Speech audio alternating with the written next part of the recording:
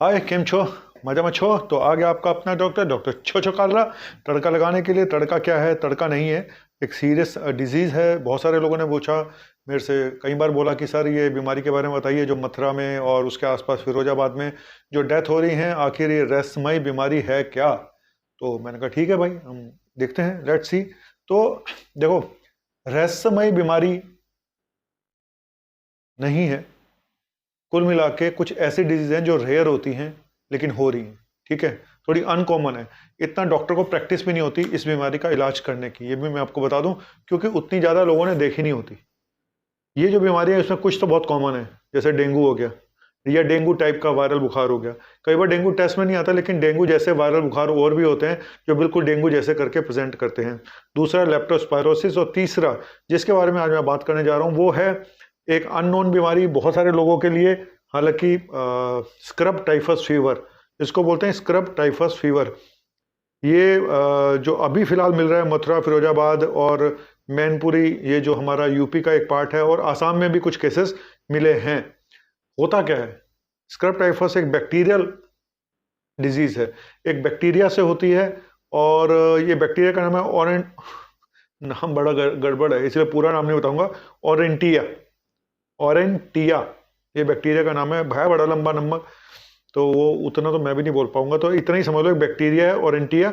और एक हमारे यहाँ माइट या एक कह लो एक तरह का कीड़ा होता है, इसको हम बोलते हैं शिगर, ठीक है।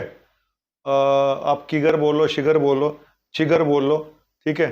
तो ये चिगर जो होता है, चिगर नाम का कीड़ा होता है, इसके काटने से ये इन्फेक्शन फैलता है। जैसे मलेरिया है, अब वो मच्छर के काटने से फैलता है ना।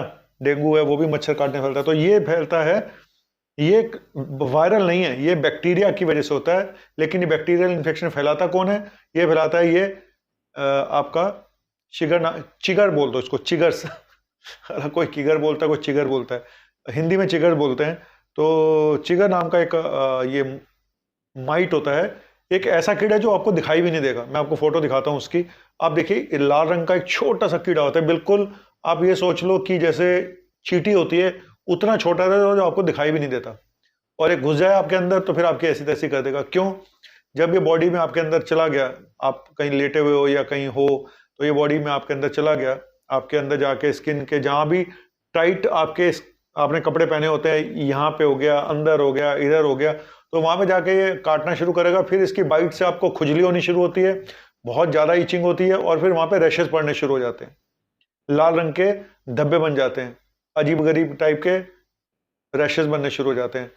तो ये तो स्किन पे जो रिएक्शन करता है, ये तो एक अलग चीज हो गई। लेकिन ये जो बीमारी है, जब ये स्क्रब टाइफस नाम की बीमारी इसके काटने से जो होती है, ये इसके सिम्टम माइल्ड से लेके बहुत सीरियस तक हो सकते हैं। और जो इतने बच्चों की डेथ हुई है और भी लोगों की डेथ हुई है जो वहां पे मथुरा में, उसके पीछे बताया जा रहा है कि एक बड़ा हिस्सा इस बीमारी का है स्क्रब टाइफस फीवर का। तो 4 डिजीज वहां पे मिल रही हैं इन एरियाज में, डेंगू या डेंगू जैसा वायरल बुखार, तीसरा लेप्टोस्पायरोसिस, और चौथा scrub typhus fever. Scrub typhus fever एक बैक्टीरियल है, ये थोड़ा सी अलग बात है। जनरली ज्यादातर जो होते हैं वो वायरल ही होते हैं, ठीक है। तो इसके सिम्टम क्या होते हैं? सिम्टम फीवर, बुखार आना, तेज बुखार आना, ठंड के साथ लगना, सर दर्द होना, बॉडी एक होना, खांसी होना, निमोनिया हो सकता है। और ये कई बार फिर जब फैलता है तो फिर पूरे ब्रेन पे भी असर कर सकता है, सीजर आ सकते हैं, पेशेंट कोमा में भी जा सकता है, या फिर ब्लीडिंग शुरू हो सकती है पूरी बॉडी में से, जिसको बोलते हैं DIC, डिसमिनेटेड इंट्रावास्कुलर कोगुलेशन, ठीक है। तो कुल मिला के पूरी बॉडी में रैशेस भी मिल सकते हैं आपको, और पेशेंट कंफ्यूज हो जाता है और धीरे धीरे कोमा में चला जाता है, और पेशेंट की डेथ भी हो सकती है। तो और सबसे बड़ी बात, जहाँ पे वो काटता है वहाँ पे लाल रंग के धब्बे आपको मिलेंगे, निशान मिलेंगे। तो ये एक वहाँ से आपको हिंट मिल जाता है कि यहाँ पे काटा हुआ है, तो शायद ये स्क्रब टाइफस फीवर ना हो। तो कुल मिला के खतरनाक फीवर है स्क्रब टाइफस फीवर। और टेस्ट कैसे हम पता लगाएंगे? सीरोलॉजी जैसे टेस्ट होता है, सीरोलॉजिकल टेस्ट, ब्लड टेस्ट से ये पता चल सकता है। और दूसरा हालांकि RT-PCR कोई बहुत ज़्यादा सक्सेसफुल इसमें नहीं है, ब्लड कल्चर आप करा के देख सकते हैं। और ट्रीटमेंट क्या है? ट्रीटमेंट में है डॉक्सीसाइक्लिन। डॉक्सीसाइक्लिन जो कि अभी कोविड में भी खूब दी गई थी, तो डॉक्सीसाइक्लिन ड्रग ऑफ चॉइस है, चाहे वो IV दें या ओरल दें।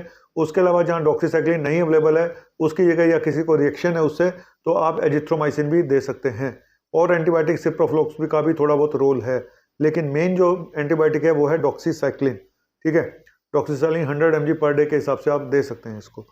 और लेकिन फिर बोलूँगा डॉक्टर के पूछ के लें, अपना इलाज खुद मत करें और ना ही अपनी डायग्नोसिस खुद बनाइए। तो डॉक्टर ही नहीं बना पाते इसकी डायग्नोसिस, तो आप लोग क्या बनाओगे? और इसका बचना कैसा है? बचना वैसे ही जैसे हम मच्छर से बचते हैं। जैसे हम डेंगू में कहते हैं कि मच्छर से बचो, सेम चीज़ यहाँ पे भी है कि भाई जब बच्चों को बाहर भेजें तो खुले कपड़े, ये इस तरह के बाजू खुले नहीं होने चाहिए, पूरे कपड़े होने चाहिए। और अगर वो पार्क में और कोशिश करें जब ये फैला हुआ है इस टाइम पे बच्चों को पार्क में भेजना बंद कर दें, स्पेशली उन इलाकों में जहाँ पे फैला हुआ है। उनको बोलें बच्चों को घर में ही रहें, थोड़े दिनों के लिए घर में रहें, मत भेजो। और आप लोगों से भी बोलूँगा ऐसी जगह पे अगर रह रहे हैं तो सॉरी, अगर आप मान लो दिल्ली में रह रहे हैं और अगर आपको मथुरा या इन इलाकों के आसपास ट्रैवल करना है, अगर बहुत ज़रूरी काम नहीं है तो ट्रैवल को टाल दें, थोड़े दिनों के लिए टाल दें, क्योंकि थोड़ी मुसीबत बारिशों के टाइम पे ये बनी रहेगी। तो ये एक टॉपिक था। और भाई वो मच्छरदानी लगा के सो, जिससे अंदर ना आए कीड़े मकोड़ों से बचना है बेसिकली। आपको सीधा सा फंडा है, वो कैसे बचना है?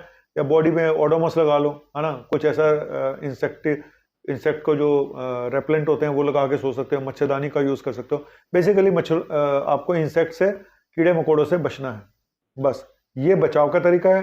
ट्रीटमेंट डॉक्सीसाइक्लिन है, ज़्यादा लेट हो जाए तो कई बार बचाया भी नहीं जा सकता पेशेंट को, इसीलिए काफ़ी लोगों की डेथ भी हुई है यहाँ पे, स्पेशली ये जो मथुरा के आसपास हुई है।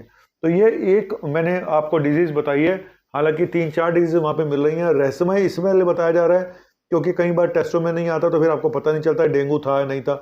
लेकिन हम अक्सर देखते हैं डेंगू के टाइम पे वायरल फीवर के पेशेंट आते हैं जहाँ पे टेस्टों में नहीं आता डेंगू, लेकिन हम लोग treat as a viral disease with thrombocytopenia, जहाँ पे प्लेटलेट काउंट कम हो गई, उसी की लाइन पे ट्रीट करते हैं। वायरल डिजीज में थोड़ा सा प्रॉब्लम ये होती है कि वायरल डिजीज का कोई डेफिनेट एंटीवायरल नहीं है, लेकिन यहाँ पे जब ये बैक्टीरियल डिजीज है, स्क्रब टाइफस फीवर, तो यहाँ पे हम एक एंटीबायोटिक है जिसका कि हम यूज़ करके पेशेंट को बचा सकते हैं, वो है डॉक्सीसाइक्लिन या फिर एजिथ्रोमाइसिन। पर ड्रग ऑफ चॉइस डॉक्सीसाइक्लिन है। ठीक है, इसको ऑन कर दूं, देखो अब ऑन इसलिए क्या है क्योंकि अब मैं जा रहा हूँ आप इसको देखो और मैं निकल रहा हूँ पतली गली से। बहुत हो गया पढ़ाई यार, अब मैं बहुत पढ़ाना शुरू कर दिया मैं आपको। ठीक है, तो इसलिए अगर आपने अभी तक मुझे सब्सक्राइब नहीं किया हुआ है तो कर दो। फिर आप ये मत कहना कि आप बोलना, बड़ी बार बोलते हैं सर आप ये इस टॉपिक पे वीडियो बनाओ, सर उस वीडियो में, सर मैं बना चुका होता हूँ, डाल चुका होता हूँ और आपको नज़र भी नहीं आता। इसलिए नहीं आता क्योंकि अगर आपने सब्सक्राइब नहीं किया है तो आपको नोटिफिकेशन नहीं आता है। तो please subscribe my YouTube channel. मैं कोशिश करूँगा इसी तरह के अच्छे अच्छे टॉपिक लेकर आता रहूँ आपके सामने। नमस्कार, मैं हूँ डॉक्टर नवनीत कालरा।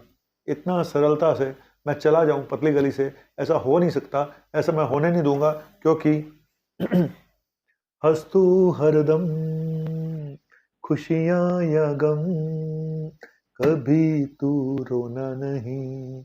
यस, खुशियाँ हो या गम, कभी तू रोना नहीं। बस रो रो के कहीं अपनी खून को मत जलाओ, तो मुस्कुराओ, क्योंकि आप आप इंडिया में हो। जी हाँ, तालिबान को देख के यही लगता है, मुस्कुराओ कि आप इंडिया में हो। Thank you very much. आपका अपना मुन्ना भाई MBBS इंडिया वाला। यस।